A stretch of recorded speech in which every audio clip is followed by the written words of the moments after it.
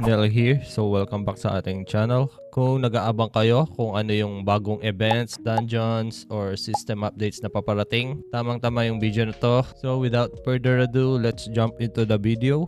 So first up sa ating patch notes, at ito sigurado yung pinaka-aabangan ng marami, no? Yung new item na 130. Sabi nga dito sa developers notes, a major update is incoming na, no guys? So yung update na to is mangyayari in August 26. So samahan nyo ako at tignan natin yung bagong update na to. So as we can see here, the new region Ignis is coming in August 26 guys. So bagong mapa na naman to, no? Also the high level content up to 130 na, no? Yung mga items. So ito na yung pinakahihintay natin na new content, which is the 130 items. So with this guys, magkaka use case na naman yung Cron, no? As usual, pag may new item, nagpa-pump usually yung price ng Cron, no? Sa mga matatagal na naglalaro dyan, malamang nag-iipon na sila, no? Or pwedeng mag-ipon na kayo ng Cron nyo bago pa dumating itong 130 items para may pang-ups na kayo, no? Or pang-upgrade na kayo sa mga 130 items nyo. So, let's check pa sa baba. 130 equipments. So, dito makikita yung mga design ng mga weapon, no? And the staff, dagger, bow, and the char. Kulay black yung team niya, no guys. For me, napakagandang additional nito, no, kasi may use case na naman yung Cron, no. I think magpapump na naman yung price ng Cron. And guys, bukod doon, meron din tayong equipment grade sa level 130. As we can see here, equipment is available starting from the rare grade and can be upgraded up to new mythic grade, no. So hindi lang 130 items yung bagong paparating sa August 26, no. Meron na ring paparating na bagong tier, no, which is the mythic tier or the mythic grade, sabi nga dito. So paano nga ba gawin yung mythic? So dito sa baba, kung makikita nyo, enhancing level 130 equipment requires a special enhancement stone. So hindi na pwede yung ginagamit natin na pang up sa 110 and 120, no guys. So pag 26 na siya, a new enhancement stone daw na material ang gagamitin, no, which is called ancient enhancement stone, no guys. So in order to upgrade your item into mythic, so kailangan mo ng mythic upgrade scroll, no. So ano ba yung requirements nitong mythic upgrade scroll? So basically, nadadrop siya sa boss, no? Sa Lium. May mga nakakalut na ng mythic upgrade scroll sa Lium, no guys? Let's check furthermore. Sub options will have a random value within an expanded range. So kung yung mga sub option natin nung 110 is random, so hindi sila max. So sa 120 is max na, no? So sa 130 guys, hindi lang maximum value yung pwede mo makuha, no? So may extended value, no? So unique options. Kung dati is legendary yung option na pinakamalakas, no? Or yung pinakamataas, which is the red ones, the red options.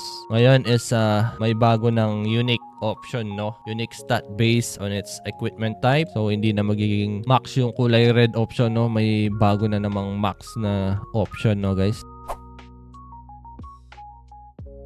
So bukod doon guys, let's check the new pets mountain costume. Kung makikita nyo dito, ito yung new pet, no guys. New unique pet. Ito parang Grim Reaper, no guys. Napakaangas ng Grim Reaper na to, no. So bukod doon, may new mount din tayo. As we can see here, the new unique mount. So may pakpak din siya, no guys. And also the new costume, no guys. Ito yung mga preview niya. Ito yung panlalaki. Yan, napakaangas. Kulay red, no guys. Para siyang dragon, no guys. Red dragon. And the female one. So may bago na naman tayong collection, no guys. So unique grade costume card requires to activate third and fourth grade. As usual guys, nangangailangan tayo ng dalawang unique costume card, no, para makuha itong isang pirasong unique costume na to, no guys. Yung first, second, third, and fourth, tagdadalawang unique costume card yung kailangan, no, or yung requirements para makakuha ka nitong unique costume, no. The image shown above currently under development and may differ from final version implemented in the game. So isa lang tong preview, pwede pa siyang magbago, no guys. Also, the stats of pet, mount, and costumes are subject to change for balance adjustment. And that's pretty much it guys, yung paparating na bagong content sa 26. So napaka-exciting nito, no guys. May bago na namang content yung Rohan, no guys. And bukod doon guys, let's check the latest patch note ngayon. So ito yung pinaka bagong patch note ngayon. Tower of Infinity, open na ulit siya. Nag-start na naman yung server transfer. And the autumn preparation attendance event is currently ongoing na. So nag-start siya noong 19 and matatapos siya sa September 16. Ayan yung mga daily rewards niya. So huwag niyong palampasin to. Napaka-solid na naman ng bagong event na to, no guys. Autumn Preparation Request Event. Ito na naman yung bagong request quest. Itong Autumn Coin, no guys. So don't forget to request quest daily. So napaka-solid na naman ng mga bagong rewards ngayon. As we can see here, my favorite, the Legendary Card Summon Ticket, no guys. Ito yung kinukuha ko ngayon para makabuo na ako ng 12 pieces Legendary Costume, no guys. So currently guys, kaya ko kinukuha yon. Currently may 8 pieces na tayo ng Legendary. So 4 na piraso na lang. Mabubuo na tong collection natin ng Legendary Costume, no guys. And also guys, double equipment drop rate ngayon, no guys. Nag-start siya noong 19 and matatapos siya sa 26. And also let's check the next market shop. So ano nga ba yung mga nagtapos? Itong emblem support package is ended. Special emblem support is ended na rin. And the new Rojas special costume mountain pet package is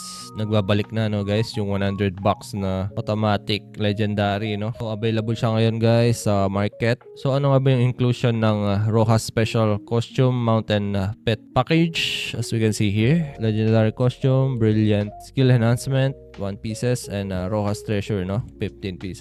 Also sa mount, legendary mount and pet, no guys. So ayun na nga mga karohan, no, isang mabilis at siksik na update para sa inyo, para sa paparating na patch note ng Rohan. Kayo guys, anong part ng update na to na pinaka-excited kayo? Just comment down below. Ano yung mga thoughts nyo sa paparating na update ngayon? So kung nakatulong tong video na to guys, don't forget to like and subscribe sa ating channel para maging updated kayo palagi dito sa Rohan 2 Global. So hanggang sa muli guys, and see you on the next one.